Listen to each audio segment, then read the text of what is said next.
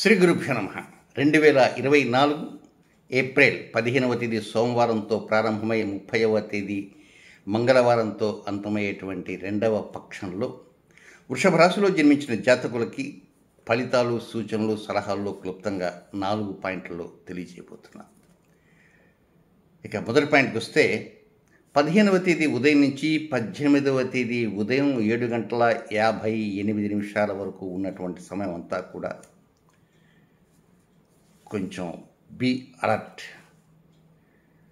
అదేమిటంటే కుటుంబ విషయాల్లో కానీ లేదా ఫైనాన్షియల్ అంశాల్లో కానీ 15-16 తేదీల్లో కొంచెం జాగ్రత్తలు తీసుకోవాలి. డబ్బు ఒక్కోసారి పొరపాటున మిస్ అయ్యే అవకాశాలు ఉంటాయి. లేదా ఆ 2 రోజుల్లో ఎవరితోనైనా మాట్లాడే సమయంలో మీకు కోపం ముంచుకొచ్చినా కంట్రోల్ చేసుకోవాలి. మీ కోపమే మీ శత్రువు, మీ శాంతమే మీకు రక్ష. ఎట్టి పరిస్థితుల్లో చిన్నపాటి కోపాన్ని ప్రదర్శించినప్పటికీ దాని ప్రభావం చాలా ఎక్కువగా ఉంటుంది. అందులో ఆ కోపానికి సంబంధించిన పెద్ద మనిషే కుజుడు, ఈ సంవత్సరానికి రాజు. మోరోవర్ మరొక ముఖ్య గమనిక ఏమిటంటే, ఇందుకోసం ఒక ప్రత్యేక వీడియో చేయడానికి నేను ప్రయత్నం చేయటం లేదు. అదేమిటంటే ఏప్రిల్ 23వ తేదీ నుంచి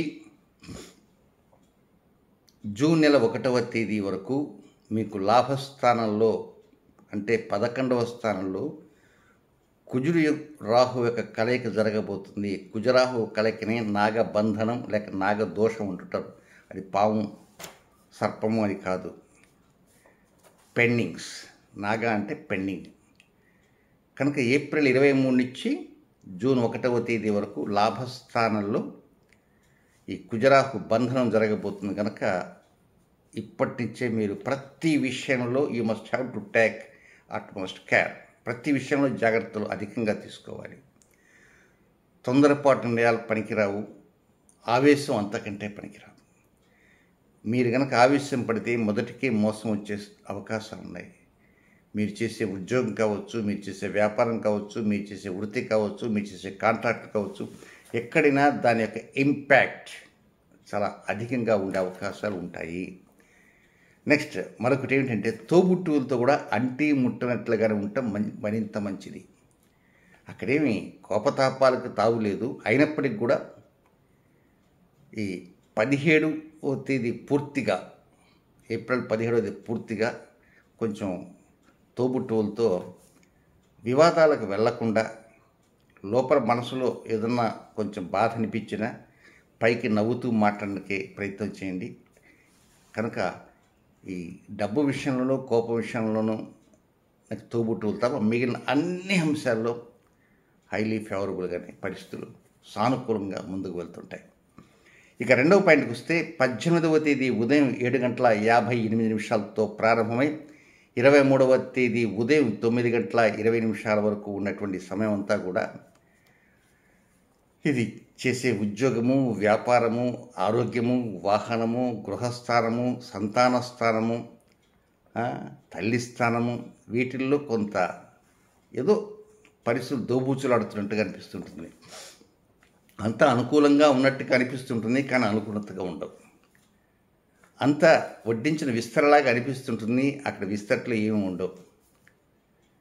కనుక పై అధికారులతో కానీ సహ ఉద్యోగులతో కానీ మీరు మాట్లాడేటువంటి మాట తీరు చాలా నెమ్మదిగా ఉంటూ తీయగా ఉండాలి.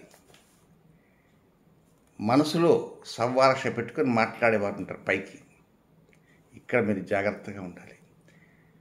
మనసులో ఒకటి పెట్టుకొని బయటికి ఒకటి మాట్లాడినా కూడా పసిగట్టేటువంటి అవకాశాలు ఉంటాయి. ఒక్కోసారి కొంతమంది చాలా చాకచక్యంగా లోపల అంతర్గతంగా ఉన్న దాన్ని కనపడనీయకుండా కొంచెం నటిస్తూ మాట్లాడినా ఎదుటివారు ఇట్టే పసిగట్టేస్తారు. కాబట్టి ఇక్కడ నటనకి ప్రాధాన్యం ఇవ్వద్దు. హోల్ హార్టెడ్గా, హృదయపూర్వకంగా మాట్లాడటానికే ప్రయత్నించండి. హృదయపూర్వకంగా ఎదుటివారితో పర్టికులర్గా జాబ్, బిజినెస్, ప్రొఫెషన్, ఈ మూడింట్లోనే చాలా జాగ్రత్తగా ఉండాలి. ప్రమోషన్స్ విషయంలో కూడా కొంతమందికి లోపల ఒకటి బయట ఒకటి ఉంటే మొదటికి మోసం వచ్చే అవకాశాలు వస్తాయి. ట్రాన్స్ఫర్స్, వృత్తి, ఉద్యోగము, వ్యాపారము, ట్రాన్స్ఫర్స్, ప్రమోషన్స్ విషయంలో అరమరికలు లేకుండా మనసులో ఉండేటువంటి మర్మం ఏదైనా ఉన్నా చెప్పుకోండి, అది పర్వాలేదు. దానివలన బెటర్మెంట్ రిజల్ట్స్ ఇంకా వచ్చే అవకాశాలు వస్తాయి.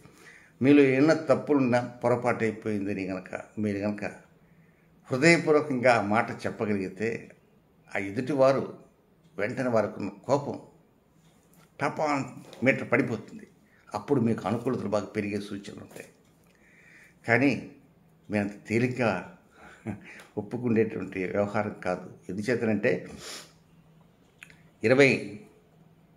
23వ తేదీ నుంచి జూన్ 1 వరకు నాగబంధనం అన్న, అలాగే ఏప్రిల్ నెల 15వ తేదీ నుంచి మే 15వ తేదీ దాకా మీ ఉద్యోగ స్థానాధిపతి అయినటువంటి రవి ఆయన ఉచ్చస్థానంలో ఉన్నప్పటికీ శని చేత చూడబడుతున్నాడు.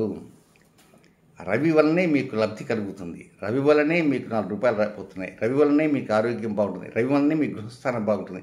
అలాంటి రవి మీకు 12వ స్థానంలోకి వచ్చినప్పటికీ శని యొక్క చూపు పడుతున్న కారణంగా అది కూడా ఒక మైనస్ పాయింట్. సో ఏతావాత చెప్పొచ్చేది ఏమిటంటే, అనవసరంగా దీని గురించి మనసులో పెట్టుకొని అయ్యో ఇలా ఉందే అలా ఉందే అని మాత్రం అనుకోవద్దు. జాగ్రత్తలు తీసుకుంటుంటే చక్కగా పరిస్థితులు అనుకూలంగా ఉంటాయి.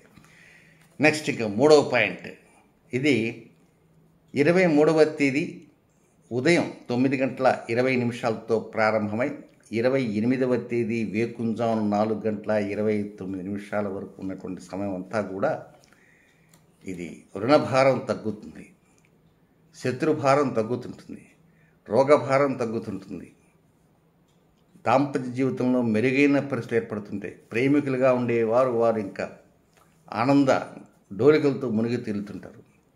ప్రేమికులుగా ఉండేవారు మనసు విప్పి మాట్లాడుకోవడానికి ప్రయత్నం చేయండి.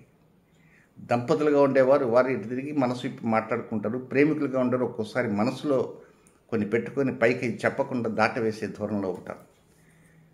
కనుక మనసు విప్పి మాట్లాడితే దానివలన ఇంకా మెరుగైనటువంటి లబ్ధి కలిగేటువంటి అవకాశాలు వస్తుంటాయి. వివాహం కానటువంటి వారికి కొంత ఏదో పిల్ల తెమ్మెరలుగా వస్తున్నట్టుగా వార్తలు వస్తుంటాయి. అలాగే భాగస్వామ్య వ్యాపారం చేసే వారికి అనుకూల పరిస్థితులు వస్తుంటాయి. ఏది ఏమైనా 23, 24, 25, 26, 27 5 డేస్ చాలా ఆనందోత్సవాలతో ఉండేటువంటి అవకాశాలు ఎక్కువగా ఉంటాయి. ఒక్కోసారి ఇదే సమయంలో కొంత దూర ప్రాంత ప్రయాణాలకు కూడా అవకాశాలు వస్తాయి. మనసు విప్పి మాట్లాడటానికే ప్రయత్నం చేయండి. ఈ పర్టికులర్గా 23వ తేదీ దగ్గర నుంచి నాగబంధనం అని చెప్పాను కదా, కుజరాహుల యొక్క నాగబంధనం, ఇది కూడా ఎక్కడ ఉంటుంది? మీకు లాభస్థానంలోనే 11వ స్థానంలోనే ఉంది. కనుకనే ప్రతి నిమిషం కూడా ఆవేశం పడకూడదు. ఆ కుజుడు ఈ సంవత్సరానికి రాజు. అలాంటి రాజు రాహువుతో కలుస్తున్నాడు జూన్ 1 వరకు. అందువల్లనే ఈచ్ అండ్ ఎవ్రీ పాయింట్ ఎక్కడన్నా తెలుసుకోలేకపోతే తెలుసుకుంటూ, నోట్ డౌన్ చేసుకుంటూ, ఇతరులతో మీరు మీ సమస్యలు ఏమంటే షేర్ చేసుకుని వారి నుంచి తగిన నిర్ణయాలు తీసుకుంటూ, ఎదుటి వారి వల్ల లబ్ధి పొందే అవకాశం ఎక్కడ ఉంటే అలాంటి వారి ద్వారా లబ్ధి పొందుతూ మీ లైఫ్ని సుసంపన్నం చేసుకోవడానికి ప్రయత్నం ఉంటూ చేయండి. ఏప్రిల్ 23 నుంచి జూన్ 1వ తేదీ వరకు. దానికోసం ప్రత్యేకంగా వీడియో చేయకుండా దీంట్లోనే హింట్ ఇస్తున్నాను. ఇక చివరిగా ఉన్నటువంటి 4వ పాయింట్, ఇది అష్టమచంద్ర దోష సమయము అంటారు. ఇది 28వ తేదీ వేకుంజాము 4:29 మొదలై 30వ తేదీ అర్ధరాత్రి వరకు అష్టమచంద్ర దోష సమయము అంటే ఒకటే గుర్తుపెట్టుకోండి, ఇది అనుకూల సమయం కాదు. చేసే పనుల్లో సడన్గా బ్రేక్స్ పడే అవకాశాలు ఉంటాయి. ఏదైనా టూర్స్ ఉంటే టూర్స్ కూడా క్యాన్సిల్ అయ్యే అవకాశాలు ఉంటాయి. ఒక్కోసారి టూర్స్కి వెళ్ళినా అక్కడ కొన్ని సమస్యలు ఎదుర్కొనే అవకాశాలు ఉంటాయి. డబ్బు విషయంలో కావచ్చు, ఉద్యోగ విషయంలో కావచ్చు, వ్యాపార విషయంలో ఆల్ అన్నింటిలో కూడా ఈ అష్టమచంద్ర దోషం అనేది ఒక్కోసారి సమస్యల్ని క్రియేట్ చేస్తుంది. కనుక కొంచెం జాగ్రత్తగా ఉండండి. ఆ సమయంలో డ్రైవింగ్ చేసే వారు ఉంటే కొంచెం సెల్ఫ్ డ్రైవింగ్ ఉంటే డ్రైవింగ్లో కూడా జాగ్రత్తగా ఉండాలి. ప్రయాణం చేసేవారు కూడా కొంత అప్రమత్తతగా వ్యవహరించాల్సిన అవసరం ఎంతైనా ఉందని గుర్తుంచుకోండి. ఇక నక్షత్రం ప్రకారంగా కొన్ని వ్యతిరేక సమయాలు ఉన్నాయి. ఆ సమయాలు ఏమిటో కూడా తెలుసుకుందాం.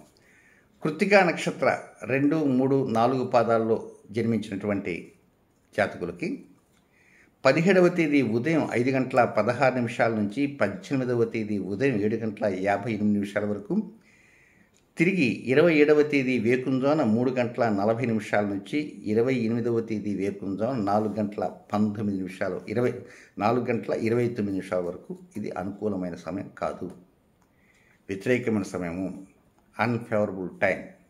రొటీన్ కార్యక్రమం చేసుకోవచ్చు. నెక్స్ట్, రోహిణి నక్షత్రంలో జన్మించిన జాతకులకి 18వ తేదీ ఉదయం 7:58 ప్రారంభమై 19వ తేదీ ఉదయం 10:57 వరకు, తిరిగి 28వ తేదీ వేకుంజామున 4:29 నుంచి 29వ తేదీ వేకుంజామున 4:50 వరకు ఇది కూడా అనుకూల సమయం కాదు, ఇది వ్యతిరేక సమయం. ఈసారి మధ్యలో 1 నుంచి 10 వరకు వీడియోలు చేయని కారణంగా ఒక్కసారి 15 రోజులు చేయాలంటే మీరు గుర్తుంచుకోవటం కష్టం. తిరిగి మే నుంచి మాత్రం మే 1వ తేదీ నుంచి 10వ తేదీ వరకు మాత్రమే ఫలితాలు చెప్తాను. ఈ అన్ఫేవరబుల్ టైంలో రొటీన్ కార్యక్రమం చేసుకోవచ్చు. నెక్స్ట్, వృషభ రాశిలో ఉన్నటువంటి మృగశిర నక్షత్ర మొదటి 2 పాదాల్లో జన్మించిన జాతకులకి 19వ తేదీ ఉదయం 10:57 నుంచి 20వ తేదీ మధ్యాహ్నం 2:04 వరకు, తిరిగి 29వ తేదీ వేకుంజామున 4:50 నుంచి 30వ తేదీ వేకుంజామున 4:42 వరకు కూడా అనుకూలమైన సమయం కాదు, రొటీన్ కార్యక్రమం చేసుకోవచ్చు. దీనితో పాటు మరొక 3 సమయాలు ఉన్నాయి, వ్యతిరేక సమయాలు. ఇవి ఏ నక్షత్రం వారికైనా ఈ 3 సమయాలు వర్తిస్తాయి. అవి ఎప్పుడంటే 19వ తేదీ ఉదయం 6:46 నుంచి 19వ తేదీ రాత్రి 8:04 వరకు, తిరిగి 23వ తేదీ వేకుంజామున 3:25 నుంచి 23వ తేదీ సాయంత్రం 4:15 వరకు, మూడవ సమయం 26వ తేదీ రాత్రి 8:05 నుంచి 27వ తేదీ ఉదయం 8:17 వరకు. ఇవి కూడా వ్యతిరేక సమయాలు, అనుకూల సమయాలు కావు. రొటీన్ కార్యక్రమం మాత్రం చక్కగా చేసుకోవచ్చు. క్రొత్త కార్యక్రమాలకు శ్రీకారం చుట్టకూడదు. సో ముఖ్యంగా గమనించవలసింది మరొక పాయింట్ కూడా ఉంది. అదేమిటంటే ఈ నెల 16వ తేదీన ఆ రోజు మంగళవారం, పుష్యమి నక్షత్రం. మంగళవారానికి అధిపతి కుజుడు, పుష్యమి నక్షత్రం అధిపతి శని, వీరిద్దరూ కూడా బద్ధ శత్రువులు. వీరిరువురే ప్రస్తుతం కలిసి నడుస్తున్నారు.